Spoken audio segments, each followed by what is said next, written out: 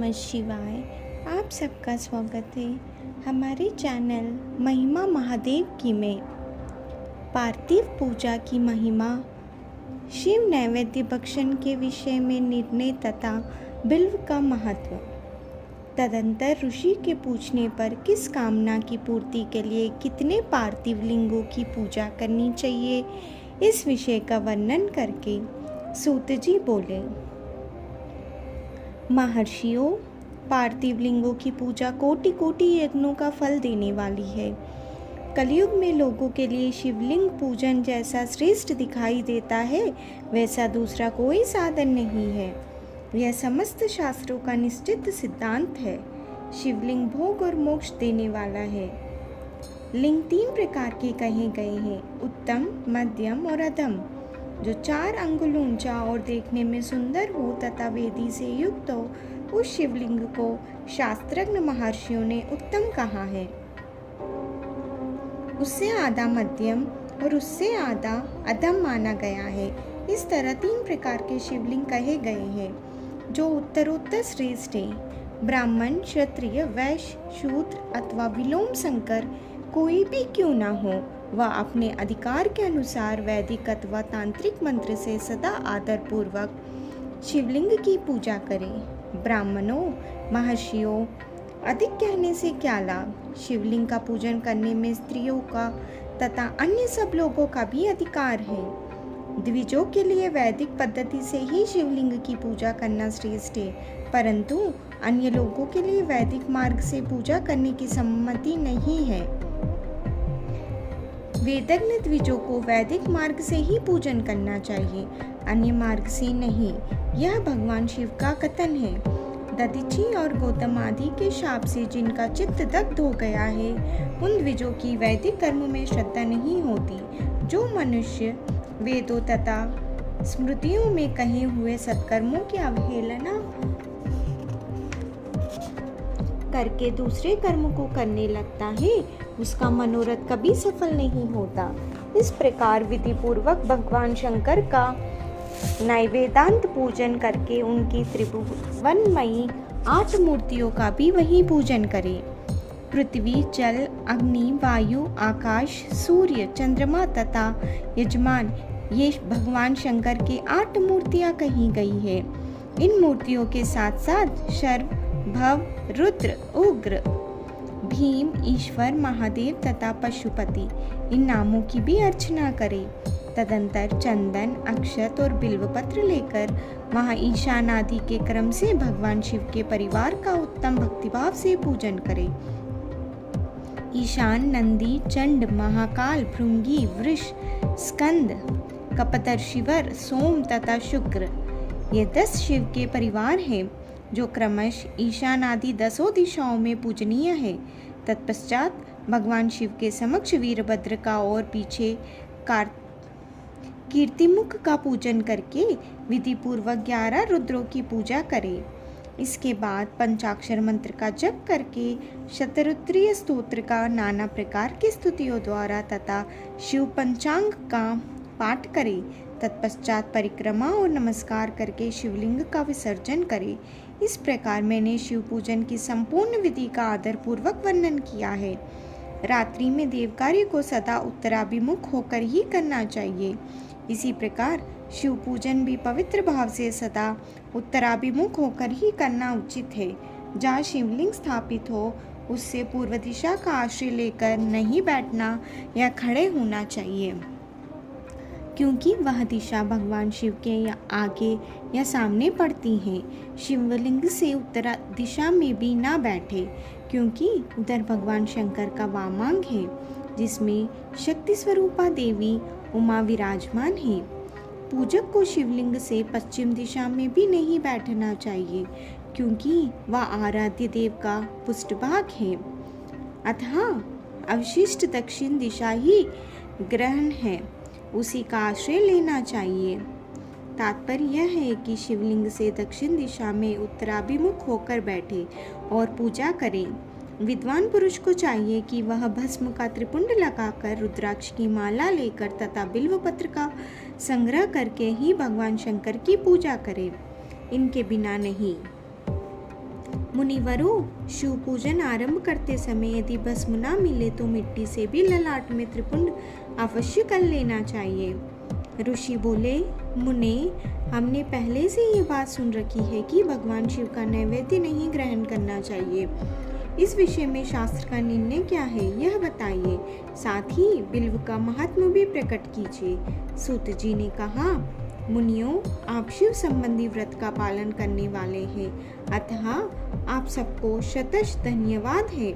मैं प्रसन्नता पूर्वक सब कुछ बताता हूँ, आप सावधान होकर सुनिए। जो भगवान शिव का भक्त है, बाहर भीतर से पवित्र और शुद्ध है, उत्तम व्रत का पालन करने वाला तथा दृढ़ निश्चय से युक्त है, वह शिव नैवेद्य का अवश्य भक्षण करे। भगवान शिव का नैवेद्य आग्रह है, इस भावना को मन से निकाल दे। शिव के नैवेद्य को देख लेने मात्र से भी सारे पाप दूर भाग जाते हैं। उसको खा लेने पर तो करोड़ों पुण्य अपने भीतर आ जाते हैं। आए हुए शिव नैवेद्य को सिर झुकाकर प्रसन्नता के साथ ग्रहण करें और प्रयत्न करके शिव स्मरण पूर्वक उसका भक्षण करें। आए हुए शिव नैवेद्य को जो यह कहकर मैं इसे दूसरे समय में ग्रहण करूँगा लेने में विलंब कर देता है, वह मनुष्य निश्चय ही पाप से बंध जाता है। जिसने शिव की दीक्षा ली हो, उस शिव भक्त के लिए यह शिव नैवेद्य अवश्य भक्षणीय है, ऐसा कहा जाता है। शिव की दीक्षा से युक्त शिव भक्त पुरुष के लिए सभी शिवलिंगों का नैवेद्य शुभ एवं महाप्रसाद है, अतः वह उसका अवश्य भक्षण करे। परंतु जो अन्य देवताओं की दीक्षा से युक्त है और शिव भक्ति में भी मन को लगाए हुए हैं, उनके लिए शिव नैवेद्य भक्षण के विषय में क्या निर्णय है, इसे आप लोग प्रेम पूर्वक सुने। ब्राह्मणों, जहाँ से शालग्राम शिला की उत्पत्ति होती है, वहाँ के उत्पन्न लिंग में रसलिंग में पाषाण, रजत तथा सुवर्ण से निर्मित लिंग में देवताओं तथा सिद्धों द्वारा प्रतिष्ठित लिंग में, केसर निर्मित लिंग में, स्फटिक लिंग में, रत्न निर्मित लिंग में तथा समस्त ज्योतिर्लिंगों में विराजमान भगवान शिव के नैवेद्य का भक्षण चंद्रायन व्रत के समान पुण्यजनक है। ब्रह्म हत्या करने वाले पुरुष भी यदि पवित्र होकर शिव निर्माल्य का भक्षण करके उसके सिर पर धारण करे तो उसका सारा पाप शीघ्र ही नष्ट हो जाता है। पर जहाँ चंड का अधिकार है, वहाँ जो शिव निर्माल्य हो उसे साधारण मनुष्य को नहीं खाना चाहिए। जहाँ चंड का अधिकार नहीं है, वहाँ के शिव निर्माल्य का सभी को भक्तिपूर्वक भोजन करना चाहिए। बाणलिंग, लोह निर्मित लिंग, सिद्धलिंग, उपासना से किसी ने सिद्ध प्राप्त किया है अथवा जो सिद्धों द्वारा स्थापित है, वे लिंग, स्वयंभू लिंग, इन सब लिंगों में तथा शिव की प्रतिमाओं में, मूर्तियों में चंड का अधिकार नहीं है। जो मनुष्य शिवलिंग को विधि पूर्वक स्नान कराकर उस स्नान के जल का 3 बार आचमन करता है, उसके कायिक, वाचिक और मानसिक तीनों प्रकार के पाप यहाँ शीघ्र नष्ट हो जाते हैं। जो शिव नैवेद्य पत्र, पुष्प, फल और जल अग्रहण है, वह सब भी शालग्राम शिला के स्पर्श से पवित्र ग्रहण के योग्य हो जाता है। मुनीश्वरों, शिवलिंग के ऊपर चढ़ा हुआ जो द्रव्य है वह आग्रह है। जो वस्तु लिंग स्पर्श से रहित है, अर्थात जिस वस्तु को अलग रखकर शिव जी को निवेदित किया जाता है, लिंग के ऊपर चढ़ाया नहीं जाता, उसे अत्यंत पवित्र जानना चाहिए। मुनिवरों, इस प्रकार नैवेद्य के विषय में शास्त्र का निर्णय बताया गया है। अब तुम लोग सावधान हो, आदर पूर्वक बिल्व का महात्म्य सुनो। वह बिल्व वृक्ष महादेव का ही रूप है। देवताओं ने भी इसकी स्तुति की है। फिर जिस किसी तरह से इसकी महिमा कैसे जानी जा सकती है। तीनों लोकों में जितने पुण्य तीर्थ प्रसिद्ध हैं, वे संपूर्ण तीर्थ बिल्व के मूल मार्ग में निवास करते हैं। जो पुण्यात्मा मनुष्य बिल्व के मूल में लिंग स्वरूप अविनाशी महादेव जी की पूजन करता है, वह निश्चय ही शिवपद को प्राप्त होता है। जो बिल्व की जड़ के पास जल से अपने मस्तक को सींचता है, वह संपूर्ण तीर्थों में स्नान का फल पा लेता है और वही इस भूतल पर पावन माना जाता है। इस बिल्व की जड़ के परम उत्तम थाले को जल से भरा हुआ देखकर महादेव जी पूर्णतः संतुष्ट होते हैं। जो मनुष्य गंध पुष्प आदि से बिल्व के मूल भाग का पूजन करता है वह शिवलोक को पाता है और इस लोक में भी उसको सुख संतति बढ़ती है। जो बिल्व की जड़ के समीप आदर पूर्वक दीपावली जलाकर रखता है वह तत्वज्ञान से संपन्न हो भगवान महेश्वर में मिल जाता है।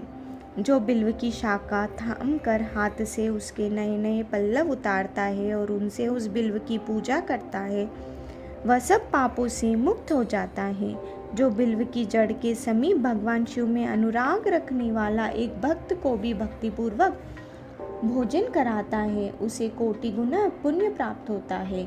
जो बिल्व की जड़ के पास शिव भक्त को खीर और घृत से युक्त अन्न देता है वह कभी दरिद्र नहीं होता। ब्राह्मणों, इस प्रकार मैंने सांगोपांग शिवलिंग पूजन का वर्णन किया है। यह प्रवृत्ति मार्ग तथा निवृत्ति मार्ग के पूजकों को वेद से 2 प्रकार का होता है।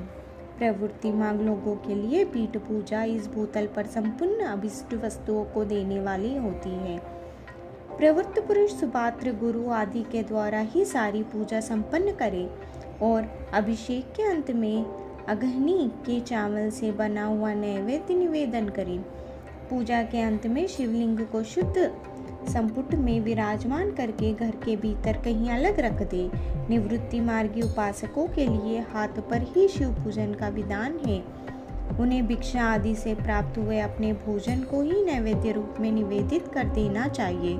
निवृत्ति पुरुषों के लिए सूक्ष्मलिंग ही श्रेष्ठ बताया जाता है। वे विभूति पूजन को और विभूति को ही नैवेद्य रूप से निवेदित भी करें। पूजा करके उस लिंग को सदा अपने मस्तक पर धारण करें। ओम नमः शिवाय। हर हर Mahadev. Please like, share and subscribe to my channel. ओम नमः शिवाय।